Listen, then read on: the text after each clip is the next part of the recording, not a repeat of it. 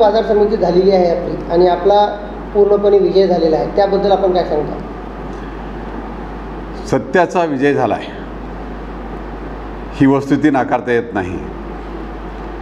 मुखेड तालुक्यामध्ये काही मातब्बर लोक हे एकत्र येऊन आमदारला हरवण्याचा प्रयत्न करत होते आणि आमदार हे एकाकी पडलेले दिसून आले लोकांना, म्हणून लोकांनी एकवटून ही सत्ता आमदारांच्या हातामध्ये दिली, जे की जो आमदार कर्तृत्ववान आहे आणि लोकांपर्यंत जाऊन आपल्या भूमिका मांडून लोकांची कामं करण्यास सक्षम झाले आहेत.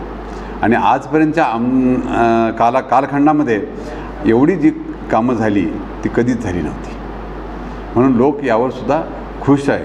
आणि त्याच कार्याला उत्तर म्हणून त्यांनी ही निवडणूक आमदारांच्या खिशामध्ये टाकलेली आहे. येणाऱ्या काळामध्ये आपल्या बाजार समितीच्या माध्यमामधून आपण बोलला होता की आपण नवीन बाजार कमिटी देखील या ठिकाणी आपण उपलब्ध करून देऊ शेतकऱ्यासाठी, व्यापाऱ्यासाठी, त्या गोष्टी आता मार्गी लागणार आहेत? बिलकुल, तो मनोदय आमचा 100% राहील. आणि नव्यानं ही मुखेडची बाजारपेठ ही नवीन जागेवर नेण्याचा आमचा मनोदय आहे आणि ते त्यासाठी प्रयत्नही राहतील. त्यासाठी आमदार साहेबांचंही तेवढंच सहकार्य असणार आहे आणि त्यांच्याच नेतृत्वाखाली हे काम पूर्ण होणार आहे. आणि ते आम्ही सर्व सदस्यांनी एकवटून कामाला लागून ही बाजारपेठ नवीन ठिकाणी करून आणि शेतकऱ्यांसाठी आणि व्यापाऱ्यांसाठी मार्ग खुला होईल आणि बाजारपेठही मोठी होईल, व्यापारही चांगला होईल, या दृष्टिकोनातून प्रयत्न असणार आहे. तर काल आपल्याला बहुमताने या ठिकाणी पॅनलला लोकांनी मतदान केले. मतदान राजाला तुम्ही काय संदेश द्याल? नाही, मतदारांनी त्यांनी आपला हक्क व्यवस्थित आणि ज्याच्याकडे सत्ता हवी आहे किंवा आवश्यक आहे अशाच लोकांच्या हातामध्ये त्यांनी सत्ता दिलेली आहे.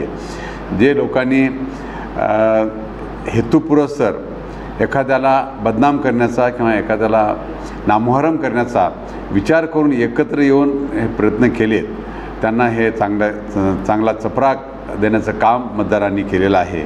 आणि आम्ही मतदारावर खुश आहोत. मतदारांनी आपला हक्क हे फार डोळसपणाने बजावलेला आहे आणि आमच्या पॅनलला त्यांनी निवडून दिलेलं आहे. तर एकंदरीत बघितलं तर आज जिल्ह्यामध्ये फक्त मुखेड तालुक्यामध्येच मुखेड मतदारसंघातून भाजपला बहुमताने या ठिकाणी मतदारांनी मतदान करून निवडून दिलेलं आहे.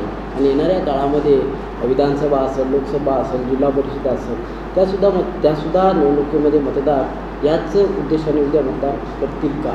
आजचा जो कल आहे तो कल उद्या पण राहणार आहे का? नाही, आजचा कल हा आजच आहे अशातला भाग नाही. हा कल पूर्वीपासून याच पद्धतीनं होत आलेला आहे. मागच्या 2-3 लोकसभेच्या निवडणुका पहा, त्यामध्ये सुद्धा मुखेड तालुक्यानं भाजपलाच लीड दिलेली आहे आणि सर्वाधिक लीड देऊन भाजपचा खासदार इव्हन DB पाटलापासून हे आलेला आहे. जेव्हा धनाजीराव देशमुख होते त्यांनी पडले तरीही त्यांनासुद्धा मुखेड तालुक्यानंच मॅक्झिमम लीड दिलेली आहे. एखादा आमचा खासदार जरी पडला तरी मुखेड तालुक्यानं कधी मागे हटलेलं नाही आहे. आणि आमदारालासुद्धा इव्हन तुषार राठोडच्या अगोदर माननीय गोविंदरावजी राठोड साहेब यांनी आमदारकीला उभं टाकले भाजपच्या याच्यावर. त्यावेळी त्यांना जवळजवळ 74,000ची लीड मुखेड तालुक्यानं दिली होती.